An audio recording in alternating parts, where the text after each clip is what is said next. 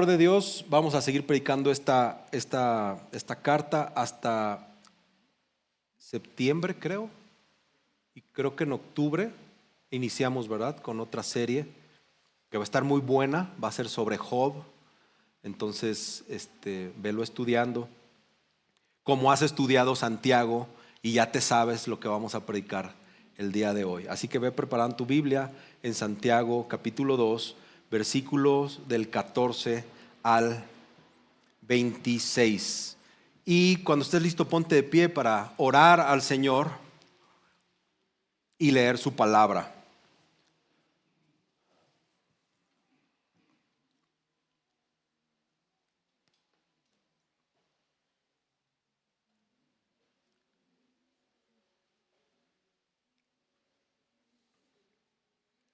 Señor, en esta mañana queremos ponernos delante de ti y con humildad pedirte que hables a nuestros corazones. Espíritu Santo, te pedimos que cambies todas aquellas prácticas pecaminosas que cometemos y que endurecen nuestro corazón y nos impiden escucharte con fidelidad. Agudiza nuestro oído espiritual, Señor, para poder escucharte y obedecerte. Danos un corazón humilde, sencillo, dispuesto. Y haz un milagro esta mañana para que no sea un domingo más, una tradición más por cumplir, sino que de manera providencial tú, Espíritu Santo, nos cambies. Te conocemos, te hemos confesado, pero tenemos que reconocer que nos distraemos con cualquier cosa y que le hacemos más caso a lo que dice lo que dicen los pedagogos, de que solamente un porcentaje de este sermón será recibido en las mentes de las personas, Señor. Es un milagro para que tu palabra quede grabada en nuestros corazones en su totalidad, Señor. Gracias por todos los que estamos aquí, y habla al corazón de tu iglesia esta mañana, en el nombre de Jesús. Amén. Santiago 2, después de leer. Santiago 2, del 14 al 26. ¿De qué sirve, hermanos míos, si alguien dice que tiene fe, pero no tiene obras? ¿Acaso puede esa fe salvarlo? Si un hermano o una hermana no tienen ropa y carecen del sustento diario, y uno de ustedes les dice: vayan en paz, caliéntense, sáciense, pero no les dan lo necesario para su cuerpo, ¿de qué sirve? Así también la fe por sí misma, si no tiene obras, está muerta. Pero alguien dirá: tú tienes fe y yo tengo obras. Muéstrame tu fe sin las obras, y yo te mostraré mi fe por mis obras. Tú crees que Dios es uno, haces bien. También los demonios creen y tiemblan. Pero ¿estás dispuesto a admitir, oh hombre vano, que la fe sin obras es estéril? ¿No fue justificado por las obras Abraham, nuestro padre, cuando ofreció a su hijo Isaac sobre el altar? Ya ves que la fe actuaba juntamente con sus obras. Y como resultado de las obras, la fe fue perfeccionada. Y se cumplió la escritura que dice: y Abraham creyó a Dios y le fue contado por justicia. Y fue llamado amigo de Dios. Ustedes ven que el hombre es justificado por las obras y no solo por la fe. Y de la misma manera, ¿no fue la ramera Rahab también justificada por las obras cuando recibió a los mensajeros y los envió por otro camino? Porque así como el cuerpo sin el espíritu está muerto, así también la fe sin las obras está muerta. Puedes tomar tu asiento.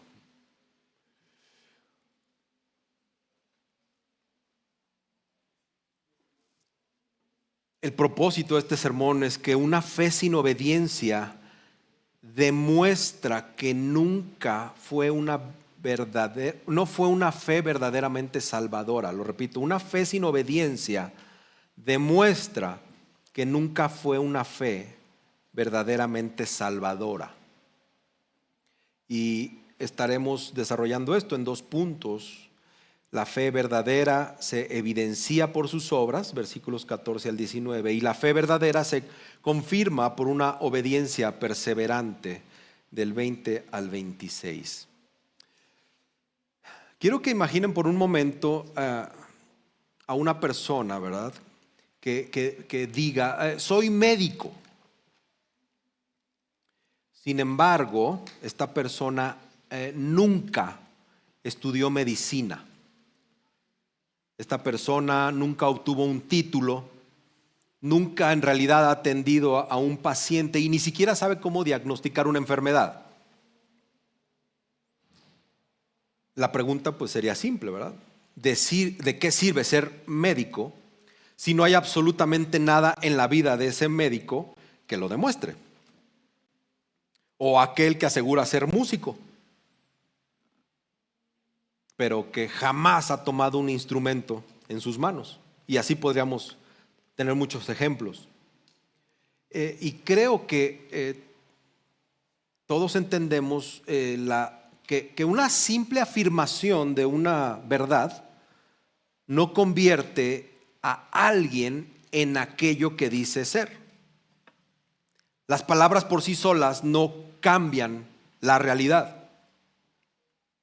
Y eso es precisamente lo que Santiago quiere confrontar en este pasaje. Recuerda que desde el capítulo 1 Santiago ha venido desarrollando una sola idea. La fe verdadera siempre se hace visible en la vida del creyente. Ya nos dijo, ya aprendimos, ya leímos de él, que no basta con escuchar la palabra, con oír la palabra, sino que debemos practicar la palabra. Que la verdadera religión no consiste en una apariencia externa, sino en una vida transformada. Y la semana pasada veíamos que una iglesia transformada por el Evangelio, pues no hará acepción de personas, porque una fe que discrimina al hermano está contradiciendo la misericordia de Dios que Él tuvo con nosotros, ¿verdad? Y entonces Santiago lleva este mismo argumento a un punto culminante en el capítulo, ¿verdad? Porque ya no está hablando únicamente del favoritismo, sino está hablando de la naturaleza misma de la fe. Y usa a un personaje, pues, imaginario ahí, alguien que dice tener fe, pero que su vida no ofrece ninguna evidencia de esa afirmación. Y pareciera ser la manera de pensar de algunos de sus lectores, porque por las aclaraciones de Santiago pareciera que creían que separar la fe de las obras era posible, que la profesión de la obediencia o las palabras de vida que vienen en la Escritura se podían condicionar de alguna manera o separar. Por eso Santiago está formulando una pregunta que va a ser el hilo conductor de este pasaje. ¿De qué sirve, hermanos míos? Esto me impactó. ¿De qué sirve si alguno dice tener fe, pero no tiene obras? ¿Quién de aquí, levanta su mano, tiene fe en el Señor? ¿Verdad? ¿Y de qué sirve, hermanos? Es lo que está así. Me imaginé ese tono de Santiago. Pero antes de avanzar hay que aclarar algo importante. Este pasaje ha sido uno de los pasajes más debatidos del Nuevo Testamento. Porque algunos han pensado que Santiago está contradiciendo lo que el apóstol Pablo afirma. Pero cuando tú estudias el contexto del pasaje, pues descubres que no existe esa contradicción. Pablo responde a la pregunta: ¿cómo es declarado justo un pecador delante de Dios? Y Santiago está respondiendo una pregunta muy distinta: ¿cómo se reconoce una fe verdaderamente salvadora? Son dos cosas distintas. Pablo está combatiendo el legalismo, esa idea de poder ganar el favor de Dios por nuestras obras.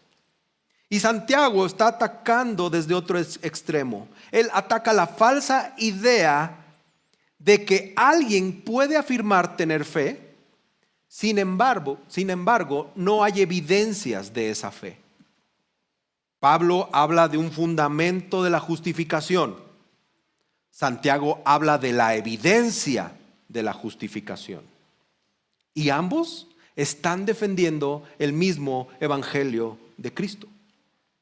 Así que Santiago no está comparando la fe madura con una fe inmadura, ni una fuerte con una débil. Está haciendo una distinción muchísimo más radical. Hay una fe que está viva porque transforma la vida, y hay una fe que está muerta porque solo existe de palabra. Hay una fe que salva, y hay una fe que solamente aparenta salvar. Y esto no es nuevo, hermanos. De hecho, Martín Lutero se murió con la idea de que Santiago tenía que salir de la Biblia, que era un libro que no debería de estar ahí. Hasta ese punto llegó el debate entre lo que explica Santiago y lo que explica Pablo, ¿verdad? Ahora, y esta es lo que leemos aquí es una advertencia muy necesaria para la iglesia de nuestros días. O mejor dicho, esta advertencia es muy necesaria para nuestra iglesia. Porque vivimos, como todos sabemos, en una cultura donde muchas personas dicen ser cristianas. Pues porque crecieron en la iglesia, ¿verdad? En una familia cristiana. Dicen: yo soy de cuna cristiana, ¿verdad? Yo no, hermanos, yo no. Porque asisten a la iglesia todos los domingos, así como ustedes, ¿verdad? Todos los domingos, no faltan. Porque se dicen cristianas porque hicieron una oración.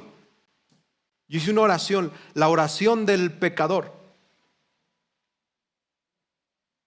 Pero no conocen las verdades del evangelio. Así que Santiago nos está obligando a hacernos una pregunta mucho más profunda y mucho más personal. ¿La fe que profesamos es una fe viva o solamente es una profesión religiosa? Ahí contéstate tú en tu mente. Porque, como les dije, y vamos a ver en este pasaje, una fe sin obediencia demuestra que nunca fue una fe verdaderamente salvadora. Y como les dije, lo primero que quiero tratar con ustedes es que la fe verdadera se evidencia por sus obras. Así que después de confrontar el favoritismo, ¿se acuerdan el sermón pasado? Después de confrontar ese favoritismo o ese pecado de favoritismo, pues Santiago va muy profundo, ¿verdad? Al momento ha mostrado cómo una fe genuina debe tratar a los demás. ¿Te acuerdas? Ya lo estás haciendo, ya lo estamos practicando porque ya se nos enseñó de parte de Dios cómo mostrar nuestra fe tratando a los demás.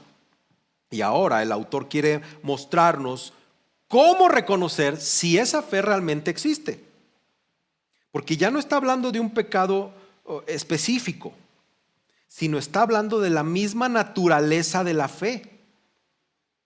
Y entonces comienza con esta pregunta muy sencilla, pero que de verdad es inquietante para nosotros. ¿De qué sirve?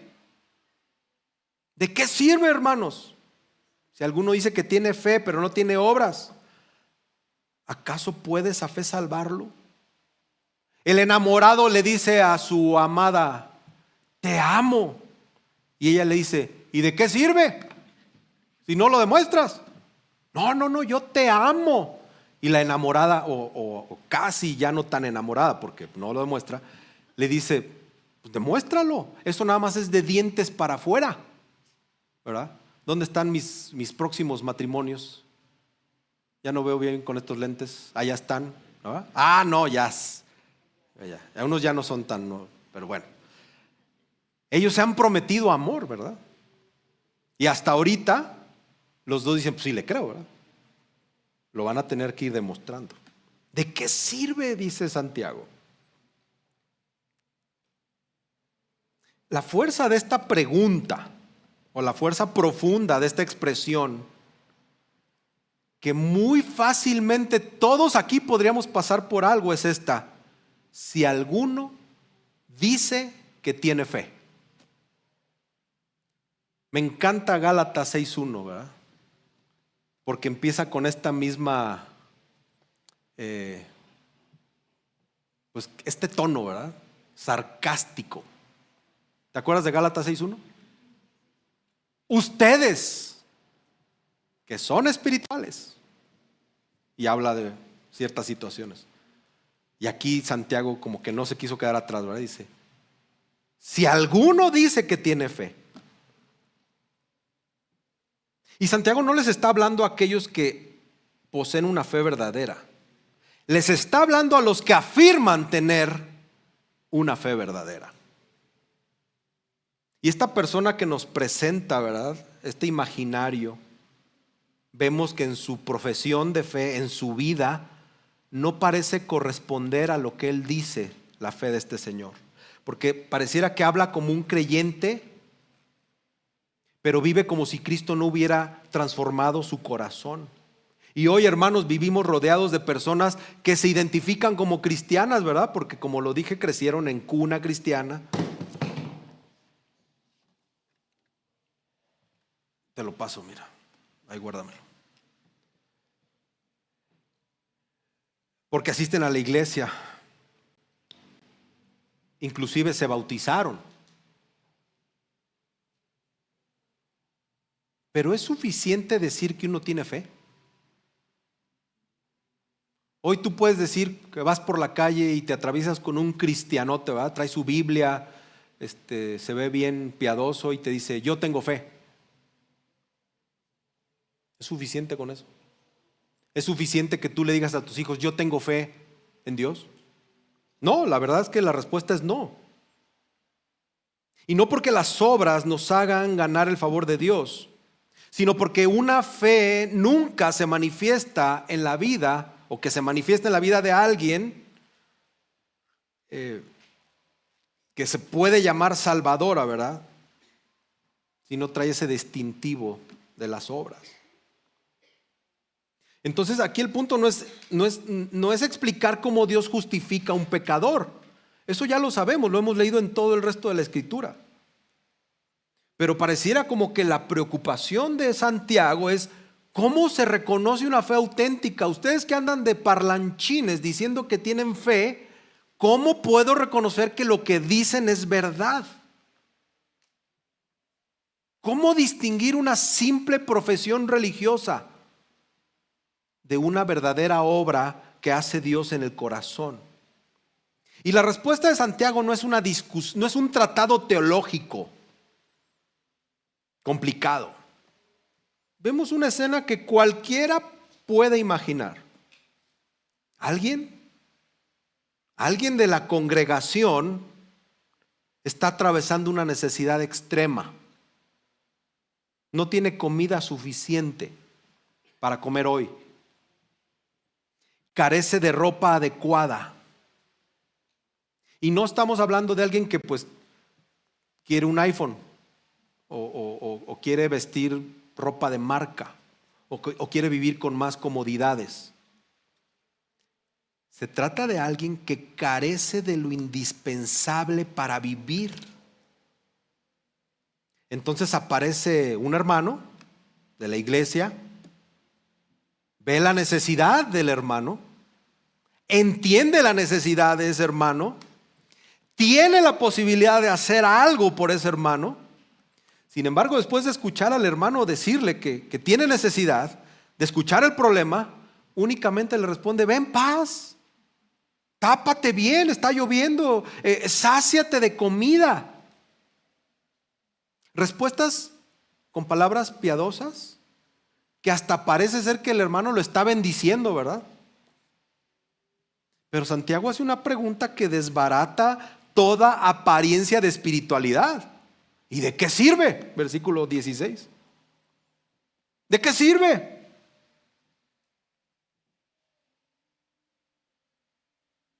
Esas palabras de ese hombre piadoso no alimentan al hermano hambriento, no lo abrigan de tener frío, no alivian la necesidad de nadie las bonitas palabras bíblicas. Y ahí está la fuerza de esta ilustración. Así como unas palabras llenas de buenos deseos son inútiles cuando se traducen en acciones, cuando nunca se traducen en acciones, pues también así una fe que permanece solo en los labios resulta inútil cuando nunca transforma una vida.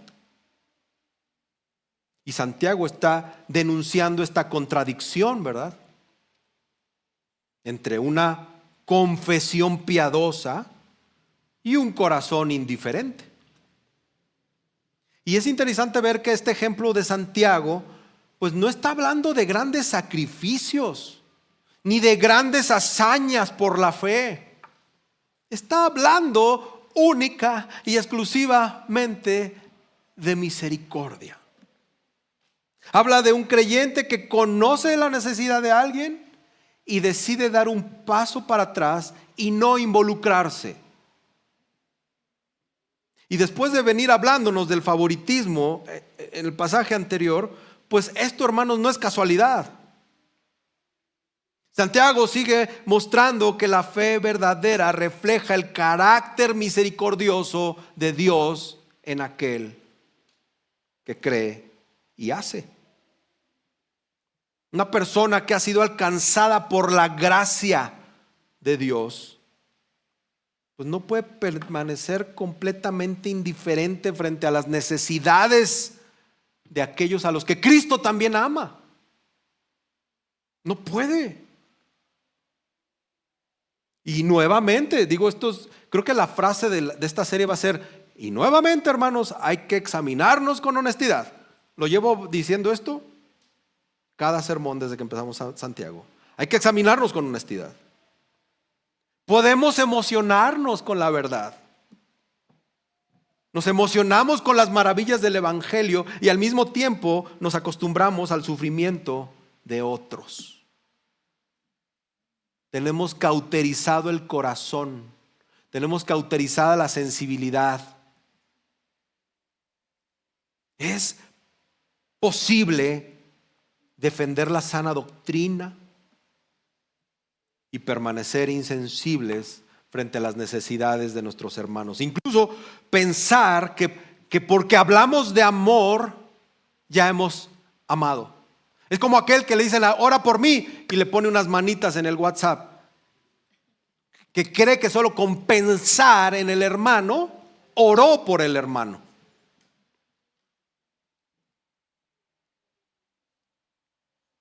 Y Santiago nos está recordando que el amor cristiano pues no permanece únicamente en el discurso. Tarde o temprano encuentra una manera de servir, de compartir, de consolar, de sostener, de ayudar. Y por eso incluye una de las afirmaciones más contundentes de toda su carta. En el versículo 17 dice: así también la fe por sí misma, si no tiene obras, está muerta.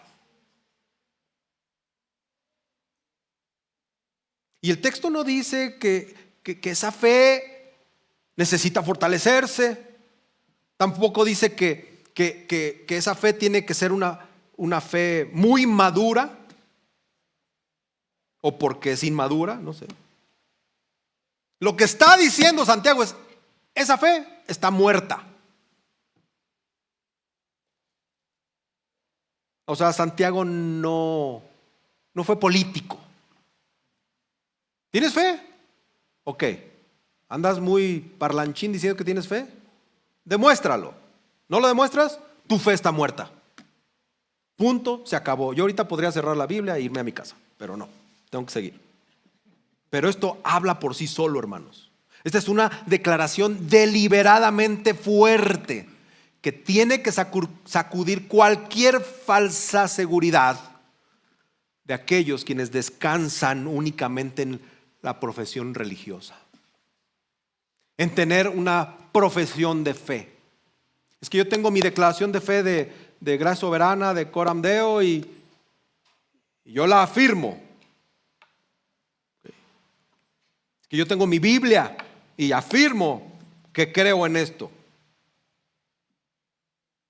Porque una fe viva inevitablemente produce fruto. ¿Por qué? Simple y sencillamente porque ha recibido vida de Dios.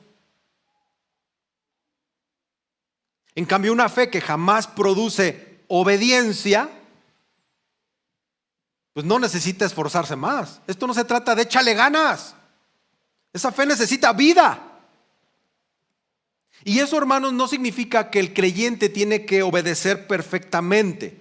Todos aquí seguimos luchando con el pecado y experimentamos tropiezos, pero eso es otra cosa.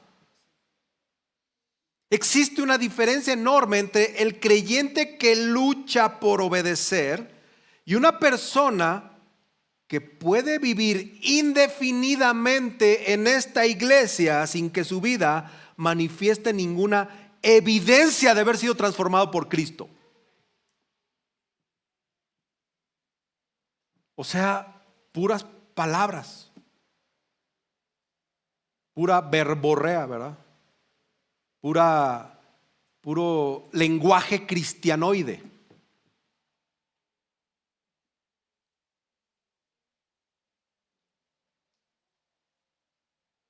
Entonces, aquí está hablando de una ausencia permanente de fruto, con un diagnóstico bien clarito. Donde nunca aparece el fruto, pues nunca hubo vida, ¿verdad? Acuérdate que Santiago, inspirado por el Espíritu Santo, se anticipa a aquellos lectores y a estos que puedan intentar defender esa separación entre la fe y las obras. E introduce, ¿verdad?, otro diálogo imaginario para demostrar que una fe invisible solo se puede hacer visible por medio de una vida transformada. Y yo sé, y todos sabemos aquí, que estas palabras pueden provocar resistencia en alguien. Porque después de todo, mis hermanos, siempre es más cómodo pensar que la fe pertenece a ese ámbito privado de mi corazón y que la obediencia simplemente es una opción para el pastor, para los creyentes comprometidos, para los líderes. Y no es así. En el versículo 18, mismo Santiago presenta una objeción imaginaria. Dice, pero alguien dirá, bueno, tú tienes fe, yo tengo obras. Es como si un cristiano respondiera, cada cristiano expresa su relación con Dios de una manera muy diferente. Cada quien lo hace diferente. No te metas conmigo. Unos destacan por su fe, otros destacan por sus obras, pero lo importante, mi hermano, es que cada quien tenga lo suyo. Y pudiera parecer un argumento razonable, pero Santiago no nos concede ni un centímetro, nada nos concede. Y responde con un desafío, ¿verdad?, que es imposible de cumplir. Muéstrame tu fe sin las obras, y yo te mostraré mi fe por mis obras. ¿Cómo podría alguien mostrar una fe que nunca produce ningún fruto? ¿Cómo puede ser eso? La fe, hermanos, por naturaleza es invisible. Naturalmente la fe es invisible. Y no podemos diseccionar el corazón de un hermano para que vean lo que cree. Nadie puede mirar adentro de nosotros y comprobar que realmente ese confía en Cristo. ¿Qué es lo único que se puede ver? La manera en que Cristo transformó nuestra vida. Con hechos, con actos, con obras. Piensa en algo bien sencillo. Piensa en el viento. Nadie ha visto el viento con sus propios ojos. Nadie. Sin embargo, cuando ves las ramas de los árboles moverse, cuando las hojas, ¿verdad? La basura se levanta del suelo, cuando la vela se apaga por la fuerza del aire, la llama de una vela, nadie duda que el viento está presente, ¿verdad? No vemos el viento, no lo vemos, pero vemos los efectos del viento. De la misma manera, una fe verdadera tampoco se podrá ver directamente, no se puede ver, pero sí se pueden ver los frutos de esa fe verdadera. Una vida que aprende a obedecer a Cristo, que ama a sus hermanos, que lucha contra el pecado y que procura agradar a Dios, constituye la evidencia visible de una realidad invisible. Y eso es lo que Santiago afirma cuando dice, pues yo te voy a mostrar mi fe por mis obras. Y no está diciendo que las obras sustituyen la fe, ni que éstas tengan el poder de salvarnos. Está diciendo que las obras hacen visible nuestra fe. De otro modo, pues está oculto, no se ve. Así, igual, ve un árbol de manzanas, un fruto de un árbol. Un árbol vivo se reconoce por su fruto. Una fe viva se reconoce por la transformación que produce en la persona. Hay fruto. Y Santiago no nos ha dejado de surtir, ¿verdad? Todavía no ha terminado. Y sigue con su argumento y todavía lo fortalece más y es muchísimo más incómodo. Porque ahora se dirige a aquellos quienes descansan en una correcta confesión doctrinal. Y escribe en el 19, ¿tú crees que Dios es uno?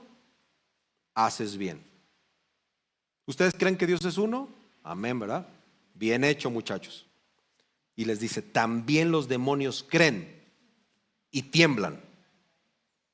Y para nosotros esa frase, contextualmente hablando, pasa desapercibido. Pero para un judío de la época esto era algo impactante, como debería ser para nosotros ahora. Creer que Dios es uno era la confesión central de la fe de Israel. Era la verdad que repetían cada día y que los distinguía como el pueblo de Dios ante todas las naciones paganas, ¿verdad? Y Santiago no niega la importancia de esa doctrina, al contrario la afirma porque dice, bien haces en creer eso. Esta es una verdad gloriosa y una verdad necesaria. El problema aparece cuando esa confesión permanece solamente en la mente. Y hace una comparación que pues ellos no se esperaban, y aquí quizá la has leído pero ya no te asombra. Dice, también los demonios creen. Con una sola frase Santiago está destruyendo la idea de que el simple conocimiento puede salvarte. Los demonios no son ateos, por si pensabas eso. Los demonios no son ateos. Saben perfectamente quién es Dios. Saben que Jesucristo es el Hijo eterno de Dios. Los demonios reconocieron su autoridad cuando Jesús tuvo su ministerio terrenal. Los demonios saben que Él murió y que Él resucitó, y saben que va a venir otra vez para juzgarlos a ellos y al mundo. Los demonios nunca dudan de la existencia, del poder y de la soberanía de Dios. El problema es que nunca ha sido falta de información, sino que todo ese conocimiento jamás produjo amor, obediencia ni adoración por parte de los demonios. Y lo único que les produjo es terror, porque tiemblan, porque conocen la santidad de Dios y saben que su juicio es inevitable. Saben lo que es correcto, pero siguen siendo enemigos de Dios por hacer lo incorrecto. Y esta, hermanos, es una seria advertencia para esta iglesia. Es posible conocer profundamente la Biblia. Y unos dicen, yo ya la leí. No sé cuántas veces. Unos una, otros 200. Ya leí la Biblia. Y al mismo tiempo pueden no conocer verdaderamente a Cristo. Porque es posible defender la sana doctrina. Es posible responder correctamente las preguntas de un estudio bíblico. Inclusive es posible disfrutar de conversaciones teológicas mientras el corazón sigue sin rendirse a su Señor. El mero asentimiento, ¿verdad?, mental, asentir con la cabeza sobre la fe cristiana no salva a nadie. Que tú digas que eres cristiano no quiere decir que seas salvo por solo decirlo. La fe que salva, como lo afirma Pablo y como lo afirma Jacobo, ese es el nombre real de Santiago, abraza la verdad del evangelio y actúa en consecuencia de esto. Y Santiago no está menospreciando la doctrina. Toda la carta de Santiago está saturada de verdad doctrinal. Pero lo que está denunciando es una fe reducida únicamente al conocimiento, supeditada al conocimiento. Una fe que informa la mente, pero nunca gobierna nuestra vida. Y yo te pregunto, cuando observas tu vida, ¿qué evidencia existe de que tú has confiado en Cristo? ¿Qué evidencia existe de que tú has confiado en Cristo? Y no se trata de preguntarnos si somos perfectos, porque ninguno de aquí lo es. No se trata de comparar nuestra obediencia con la de Humberto, de Mario. La pregunta es más sencilla y al mismo tiempo profunda. ¿Está produciendo mi fe una vida que, aunque es imperfecta, refleja cada vez más el carácter de Cristo? Es decir, conforme pasan tus años cristianos, ¿te pareces más a Jesús? Porque donde el Espíritu Santo da vida, empieza a comenzar una transformación. Y esa transformación no para. Va a haber caídas, va a haber luchas, va a haber temporadas de debilidad. Nunca va a haber una completa ausencia de fruto en esa vida arrepentida. Va a haber pruebas, tentaciones, caídas, pero siempre hay fruto. Porque la misma gracia que nos justifica como pecadores, también comienza esa gracia a santificarnos. Cristo no solamente nos libra de la culpa del pecado, hermanos. Hay que ir más profundo, iglesia. No solamente decir, Cristo murió por mis pecados, ya, bye. También nos libera del dominio del pecado para que podamos aprender a vivir para Él. ¿Sabes por qué estás en esta tierra, tú que te dices cristiano de fe? ¿Sabes por qué estás aquí? ¿Por qué si eres un cristiano de fe así tipo Enoc, el Señor no te ha arrebatado al cielo? ¿Por qué si eres tan acá como Noé? O Abraham, que diga, mira, fulanito de tal. Porque tenemos un propósito aquí y ese propósito es mantenernos en ese proceso de santificación para predicar de Él, para vivir como Él. Cáncer no te va a convertir en un hombre o mujer de fe. La infidelidad no te va a convertir en alguien de fe. Isaac puso de manifiesto la fe que Abraham ya poseía. Tu cáncer va a evidenciar la fe que tú ya posees. Y esa obediencia, aquella obediencia de que fue extraordinaria, no fue el medio para ganar el favor de Dios, sino que fue la evidencia de que realmente Abraham confiaba en el Dios que le había hecho la promesa. ¿Te ha hecho promesas Dios a ti? Amén. Las tenemos reflejadas en la Escritura. Y cuando pasas una prueba dura, lo único que haces es confiar en las promesas de Dios. ¿Y qué dices? Esto no me va a tumbar, porque la promesa de mi Dios no cambia, se mantiene. Y Santiago añade, ¿verdad? Ya ves que la fe actuaba juntamente con sus obras, y como resultado de las obras, esa fe fue perfeccionada. Resultado de las obras, la fe fue perfeccionada. Esta expresión de la fe actuaba juntamente con sus obras, hermanos, está resumiendo esta manera extraordinaria de todo el argumento de este pasaje. Santiago no está enfrentando a la fe y a las obras como si fueran enemigos, sino que nos las muestra trabajando unidas, hermanos. La fe produce obediencia. La obediencia manifiesta la realidad de tu fe. Cuando dice que la fe fue perfeccionada, no está diciendo que antes fuera defectuosa o insuficiente para salvar. La idea es que llegó a su plena expresión. Tu fe alcanzó la madurez. Tu fe se hizo realidad de una manera visible. Lo que antes permanecía oculto en el corazón de Abraham, ahora quedó plenamente demostrado cuando obedece al Señor, aún en la prueba más difícil de su vida. No, estaba sufriendo porque iba a sacrificar al hijo de su promesa.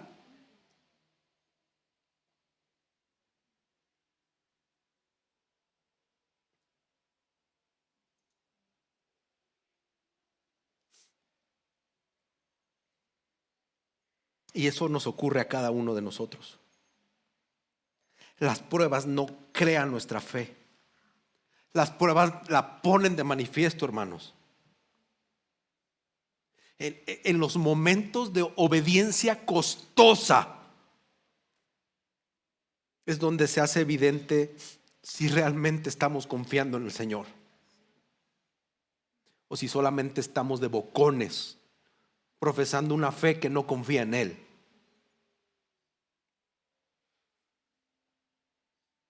Cuando obedecer significa renunciar a tus planes, cuando significa perdonar al que te hirió, cuando significa permanecer íntegros cuando nadie nos observa, o seguir a Cristo aunque esto tenga un precio alto.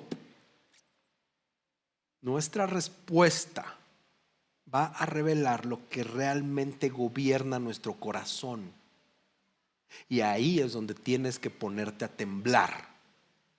Porque si tu fe no revela seguir a Cristo, perdóname, pero no conoces a Cristo. Llevas años diciendo que eres cristiano tal vez, y lo único que estás haciendo, estás perdiendo el tiempo. Y por eso Santiago dice en el 23, y se cumplió la escritura que dice, y Abraham creyó a Dios y le fue contado por justicia y fue llamado amigo de Dios. No lo llama amigo de Dios en ese momento, se hace mención de esto en otros pasajes, pero lejos de contradecir Génesis 15, está afirmando lo que sucede en Génesis 22, ¿verdad? La obediencia de Abraham no reemplazó la fe por la cual fue justificado años antes. Eso es importantísimo. La confirmó delante de todos. Su vida terminó demostrando que aquella confianza inicial era auténtica. La fe que Dios había visto en el corazón de Abraham, ahora se iba a poder ver por toda la vida. Y esa es la clase de fe que Santiago nos está llamando a examinar. No una fe que consiste únicamente en palabras, en emociones, en conocimiento, es que pertenezco en esta iglesia, soy miembro, sino está hablando de una confianza que está tan profunda en Dios que continúa obedeciéndolo aun cuando el camino resulta difícil. Hermanos, la verdadera fe no se demuestra en un momento aislado o de un momento de entusiasmo espiritual. La verdadera fe se confirma a lo largo de tu vida. Una vida que persevera confiando y obedeciendo al Señor. Santiago resume su argumento aquí con una afirmación que también ha sido mal interpretada, ¿verdad? Pero cuando la lees en todo este contexto y después de escuchar este sermón, ¿verdad? Pues ya vas a tener más idea. Y expresa exactamente lo que ha venido enseñando desde el inicio. La persona es reconocida como justa por una fe que se hace visible en sus obras y no por una profesión de fe que nunca transforma la vida. Alguien que me regale un Kleenex, por favor.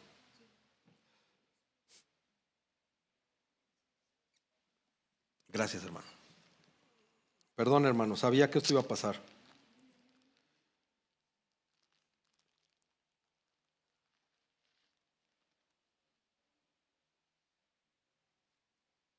Ahora, hermanos, miren, todos nos apantallamos. Y aquí tengo, gracias. Ya me lo regaló, hermano. Todos nos podemos apantallar por el ejemplo de Abraham, ¿verdad? El ejemplo de Abraham podría llevarnos a muchos de aquí pensar que pues esta clase de obediencia permanece solamente en los grandes hombres de la fe. Esto permanece solo en aquellos, no, se le murió el hijo, no, y se mantuvo firme. Solo pertenece a los grandes hombres de Dios. Santiago, para callarnos la boca, ¿verdad? Pues nos presenta un ejemplo completamente distinto. Y de la misma manera, ¿no fue la ramera Rahab también justificada por las obras cuando recibió a los mensajeros y los envió por otro camino? El versículo 25. No, nadie podría imaginar un contraste mayor. Abraham, el padre de Israel. Rahab pertenecía a un pueblo pagano. Abraham, conocido por su rectitud. Rahab había vivido una vida marcada por el pecado. Abraham recibe promesas directamente de Dios. Directamente de Dios. Y la ramera, Rahab, apenas había escuchado que el Señor había hecho algo por ese pueblo de Israel, un pueblo lejano. Sin embargo, Santiago los está colocando uno al lado del otro para enseñarnos una verdad profundamente alentadora para todos nosotros. Dios no salva a las personas por su origen, no las salva por su historia, no las salva por sus méritos. Salva a todo aquel que deposite su confianza en su Hijo. Cuando aquellos espías llegaron a Jericó, esta señora Rahab comprendió que el Dios de Israel era el único Dios verdadero. Ella había oído cómo el Señor abrió el mar y había derrotado a los enemigos de ese pueblo. Y esas noticias produjeron en ella algo muy distinto que el resto de los habitantes de Jericó creyeron. Mientras toda la ciudad temía el poder que se avecinaba de parte de Dios, Rahab decidió refugiarse en ese mismo Dios. ¿Y cómo fue que Josué supo, cómo supieron los espías y cómo supo todo Israel que aquella fe fue verdadera? Porque esta señora actuó conforme a lo que decía creer. Ella habló algo y lo comprobó. Imagínate, recibir espías, esconderlos, significaba jugarse el pellejo, jugarse la vida. Si aquel rey de Jericó descubría ese acto de traición, sería condenada a muerte, hubiera sido condenada a muerte. Sin embargo, Rahab estuvo dispuesta a correr ese riesgo, porque había llegado a una convicción muchísimo más fuerte. Era mejor confiar en el Señor que permanecer del lado de la ciudad que estaba condenada a juicio. Y esto, hermanos, se tiene que destacar. La fe de Rahab no quedó reducida a una convicción interior. La llevó a tomar una decisión costosa, y su obediencia fue la evidencia de que realmente había creído. Y esto nos tiene que ayudar a entender algo muchísimo, muy importante. La obediencia, hermanos, casi siempre tiene un costo. Para Abraham significó colocar a Isaac sobre el altar. Es que a veces lo leemos de corrido y no hacemos las puntuaciones en la Biblia y no entendemos. Pero esto le costó mucho a Abraham. Para Rahab significó poner en peligro su vida. Y para nosotros quizá el costo sea distinto, pero el principio es el mismo, permanece igual. Hermanos, va a haber ocasiones que obedecer a Cristo va a implicar renunciar a esos pecados que apreciamos. Quizá a soportar las burlas por el Evangelio. Quizá decir la verdad cuando pues es más fácil mentir. O perdonar cuando en realidad nuestro corazón desea vengarse. O permanecer fieles cuando todo a nuestro alrededor nos invita a ceder.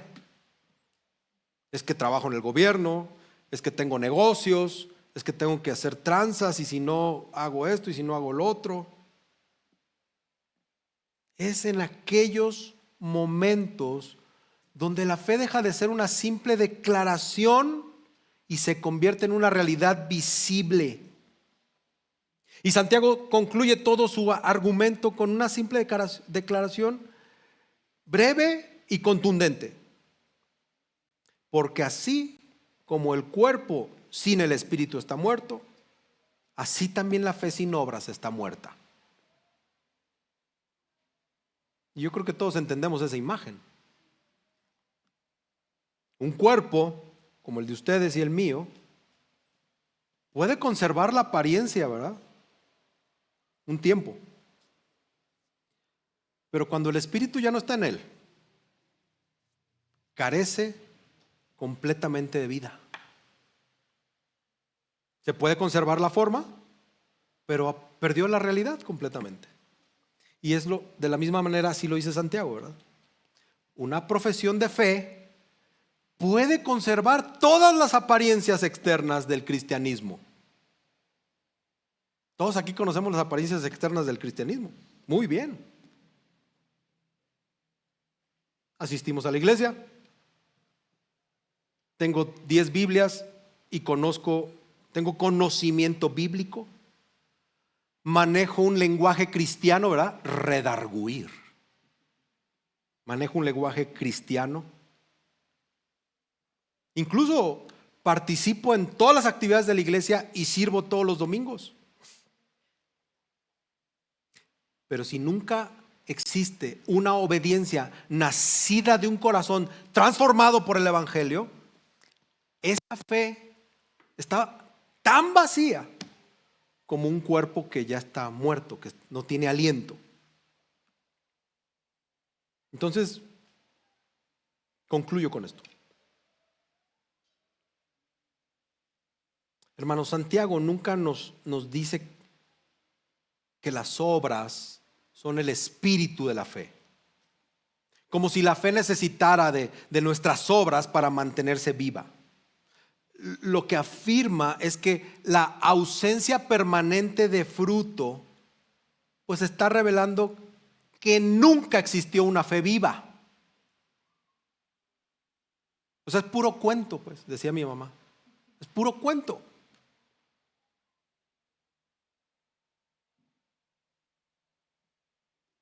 Las obras no añaden vida a la fe. Las obras simplemente manifiestan la vida que Dios ya produjo en el corazón mediante ese nuevo nacimiento. Y otra vez encontramos el Evangelio. Porque si este pasaje dependiera de la perfección de nuestra obediencia, ninguno aquí tendría esperanza, porque todos hemos fallado. Todos encontramos esas áreas donde nuestra obediencia es débil y es inconsistente, hermanos. Creo que aquí todos podemos afirmar eso. Pero Jesús no está llamándonos a confiar en nuestras obras. Él está llamándonos a examinar el origen de esas obras. Porque la pregunta no es si obedecemos perfectamente, sino si nuestra vida está reflejándolo a Él, a eso que Cristo realmente nos ha dado, un corazón nuevo. Y esa es la promesa del nuevo pacto. Acabamos de tomar la Santa Cena y tomamos de la copa. Jesucristo no solamente vino a perdonar nuestros pecados, vino a darnos nueva vida. Hoy por su muerte hemos sido reconciliados con Dios y por su resurrección recibimos ese poder de poder caminar en una vida nueva. La gracia que nos justifica es la misma gracia que comienza a transformarnos día con día. Por eso los creyentes no obedecemos para ganar el amor de Dios. Obedecemos porque ya fuimos amados. Obedecemos porque ya fuimos perdonados. Obedecemos porque ya hemos sido adoptados por Dios en Cristo. Hermanos, cuando tú terminas este pasaje o terminas de estudiar este pasaje, no nos quedamos con la admiración por Abraham o por la valentía de Rahab. Debemos mirarnos a nosotros mismos. Hay que preguntarnos si nuestra confianza en Cristo es solamente una profesión religiosa o si está produciendo una obediencia cada vez más evidente. No una obediencia perfecta, pero sí una obediencia perseverante. Una obediencia que nace del amor por aquel que entregó su vida para salvarnos. Porque al final, hermanos, la gran enseñanza pues es que una fe sin obediencia demuestra que fue una fe que no es salvadora. Pero una fe que ha sido unida a Cristo, inevitablemente, fíjate bien, inevitablemente comenzará a reflejar la vida de Cristo. Esto no es si tú quieres. Esto es algo inevitable cuando un corazón ha sido transformado por el Evangelio. Entonces tú pregúntate, tú hazte esas preguntillas que no quieres que te pregunte yo aquí. Hermanos, esta verdad no debe llevarnos a descansar en nuestras obras.